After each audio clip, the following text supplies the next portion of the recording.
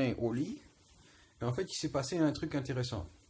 C'est qu'il y a 2-3 jours, peut-être un peu plus, 4 jours, j'ai une fille plutôt mignonne, voilà, une jeune, je sais pas quel âge, peut-être 20 ans, plus comme ça, 22 ans. Peut-être un peu plus, je sais pas, peut-être, voilà. Dans un supermarché. Et je fais des compliments sur sa coupe de cheveux, un truc comme ça, un truc que je fais d'habitude, quoi. Elle était souriante, elle était contente, elle était contente, voilà. Et puis je lui dis, ah, tiens, bah, je t'ai invité à boire un café. Tu me donnes ton numéro? Et puis je demande pas un numéro. Mais là, je n'avais pas la carte. Alors je lui dis, tu mets ton numéro? Elle me dit, au début, elle me dit oui. Et puis ensuite, je sors le téléphone. Et puis ensuite, pour prendre son numéro, elle me dit non. Bon, je dis, bon, d'accord, pas de problème. Et c'est pour ça que j'ai fait une blague. Ensuite, je dis un truc. Je fais une blague. C'est pour ça que j'ai la carte d'habitude, mais à chaque fois qu'on la veut, on la trouve pas. On l'a pas sur ça. Un truc comme ça. Non, elle a souri. Et je me suis dit, bon, bah, je vais revenir plus tard. Parce que moi, je laisse la carte. Si la fille veut rappeler, il y en a qui rappellent. Je laisse la carte et puis la fille rappelle si elle veut, quoi. Moi, je force personne. Et donc, je suis revenu genre 2-3 heures plus tard. Et puis j'ai regardé un petit peu entre les questions, elle n'était pas là. Et puis une nana, des plus âgés qui m'ont vu, je dis, qu'est-ce que je cherche la jeune femme là, je crois, je sais plus, bon, je ne vois pas dire son nom. Je cherche la jeune femme là, voilà, juste laisser ma carte, c'est tout. Juste laisser ma carte, ce que vous devez me rappeler. Et donc là, c'était il y a 3-4 jours, un truc comme ça. Et si tu veux, je suis retourné dans le supermarché, je crois, mais j'ai rien acheté. Et comme j'ai rien acheté, sur la caméra, il croit que je la cherche. Alors que je suis venu en train de regarder les trucs dans les rayons, voir si je veux pas un truc que je peux acheter. Voilà. Et donc là, je suis venu, je me suis rappelé, peut-être qu'elle est là. Alors, je regarde un petit peu, je vois pas bien. Comme moi, je vois pas bien. Puis je me souviens pas quoi est-ce qu'elle a l'air. Une blonde, bon, c'est que je le reconnais. Puis je vois. Le nom, je ne peux même pas le lire. Donc, je passe un petit peu, voilà, moi, je ne la vois pas. Bon, je reviens en arrière pour retourner de l'autre côté, l'entrée pas du supermarché, mais tu sais, il y a des portes là, un truc qui s'ouvre là, tu passes pour rentrer. Tu sais, il y a des trucs là, bizarres, comme dans un parking. Parce qu'ils nous prennent vraiment pour des voitures.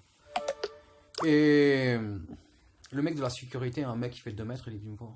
Il me dit, ouais, on a vu que tu harcèles la fille là. Je dis, mais je la harcèle pas. Je lui ai juste laissé ma carte. Et ouais, il faut que absolument que tu fasses ça, hein, sinon, je sais pas, elle a appelé la police, un truc comme ça. Un truc bizarre. Je lui ai dit, bon, ben, fais une dénonciation, vas-y, fais une dénonciation. Et il a dit, ouais, et puis si. Et il a fait des espèces de chantage, là. Si. Hein, d'habitude, on ne fait pas si. On dit, il s'est passé ça. Maintenant, il faut faire ça. Et tu vas être viré du supermarché. Je lui ai dit, bon, vire-moi du supermarché. Je lui ai dit, tiens, voilà ma carte. Et ensuite, il a dit, je lui ai dit, je lui ai dit, au début, il a dit non. Je lui ai dit, prends ma carte, j'ai posé la carte. Moi, je pose toujours les choses, je prends jamais de main à main.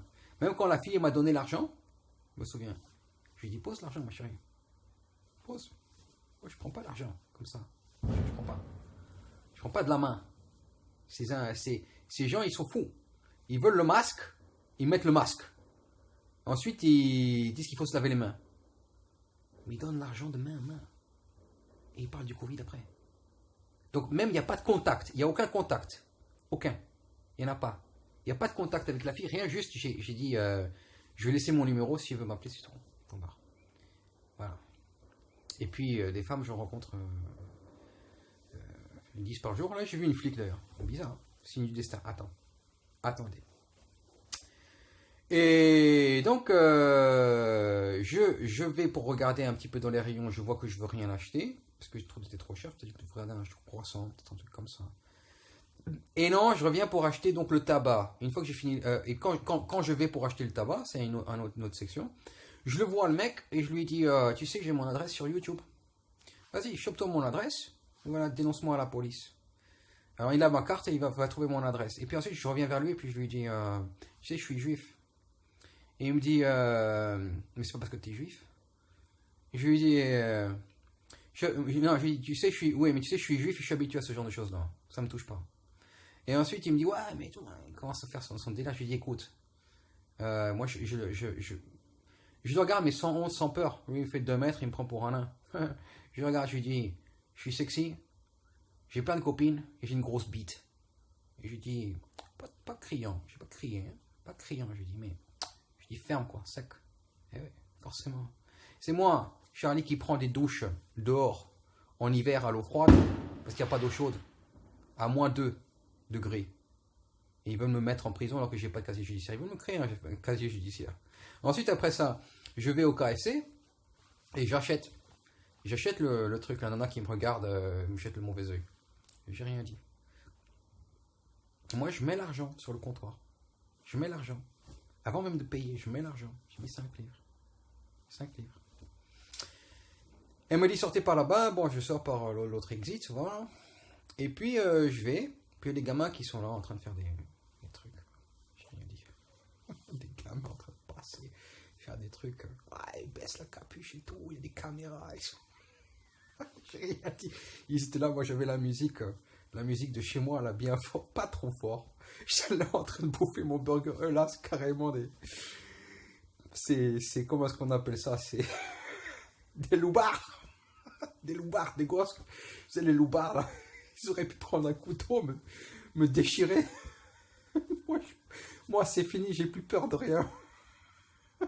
Je suis là, tranquille, en train de bouffer mon burger. Et ils se barrent, ils viennent, ils repartent, ils reviennent, ils repartent, ils viennent, ils repartent. 10 minutes, je mets mon ketchup sur mon burger, je mange une frite, je me prépare la cigarette, tout, je prépare même une assiette que je viens d'acheter. Et il y a une flic qui arrive, qui se met à se marrer, il dit... J'ai pas tout compris qu'est-ce qu'elle a dit, parce que le quiproquo de la situation, c'est le com, quoi.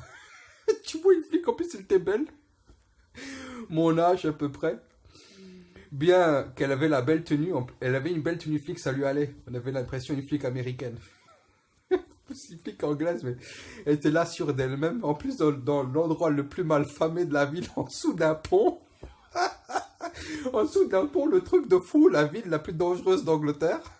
Elle me regarde avec mon assiette, moi en train d'ouvrir mon truc, et dit ah, un KFC. Ah bah dis donc. En plus, j'ai regardé, je pensais peut-être que c'était une contrefaçon. Je me mets à rigoler, je ne sais plus quoi dire, j'étais ému. Elle m'a dit ah bah dis donc, en plus on dirait un vrai. Ah bah ça doit être un vrai KFC. En plus avec une assiette, et ben c'est civilisé.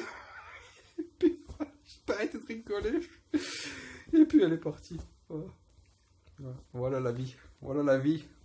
La vie, être juif en Angleterre, être jeté de Kiev par le Hawklins. On a signé le contrat. On s'est pris des coups de feu à Kiev.